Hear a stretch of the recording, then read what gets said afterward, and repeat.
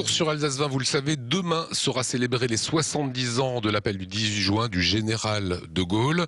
L'occasion pour évoquer ce 44e numéro des Saisons d'Alsace. Ça sortira demain dans tous les kiosques en Alsace. Jean-Marc Thiebaud, vous êtes le coordinateur éditorial, rédactionnel de ce numéro. Un numéro que je viens de parcourir et que je découvre en primeur, exceptionnel. Oui, je le découvre en même temps que vous.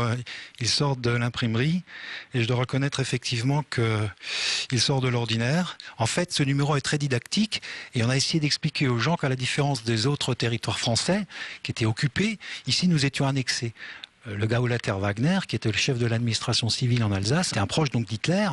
Il s'était promis de germaniser cette région, l'Alsace, en l'espace de 5 ans. Hitler lui avait donné 10 ans pour le faire, et le Gauleiter Wagner lui avait dit « Mais non, moi je m'en occuperai très vite, en 5 ans ça sera réglé ». Donc germaniser la région et la nazifier.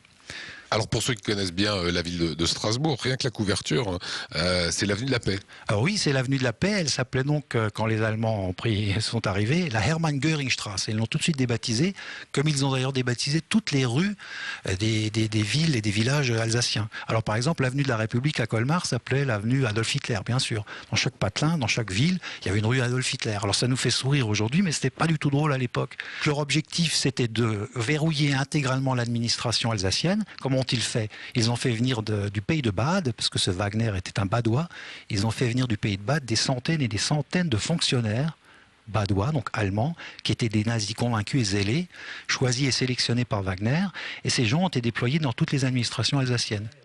Alors dedans plusieurs chapitres, un chapitre consacré à la résistance alsacienne, un chapitre où on découvre les prémices ou les débuts de la purification ethnique en Alsace aussi. Oui, tout à fait. Quand ils sont arrivés, ils ont simplement importé des méthodes qu'ils avaient éprouvées depuis 1933, depuis l'arrivée de Hitler au pouvoir en Allemagne. Donc effectivement, dès qu'ils sont arrivés, dès le mois de juillet-août, il y a eu une première purification qui s'est d'ailleurs intensifiée très fortement à partir du mois de décembre. Donc d'emblée, il y a eu 20 000, 22 000 personnes qui ont été chassées, ce qu'ils appelaient les indésirables. Alors évidemment, il y avait les juifs, mais pas seulement. Il y avait les tziganes, il y avait les nord-africains, il y avait les gens qui étaient asiatiques, il y avait ceux qui s'étaient battus, par exemple, avec les républicains espagnols, il y avait les handicapés, il y avait les mendiants.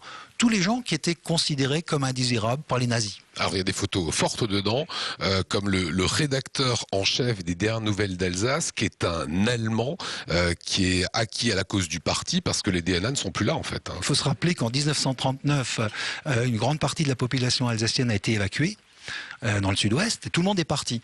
Donc les DN sont partis également, les locaux étaient vides, et on a créé donc un journal, le journal des réfugiés dans le sud-ouest. Et les Allemands sont arrivés ici, ils ont occupé nos locaux et s'en sont servis comme une base de propagande. Voilà, on est clairement dans toute une Alsace sous le joug allemand.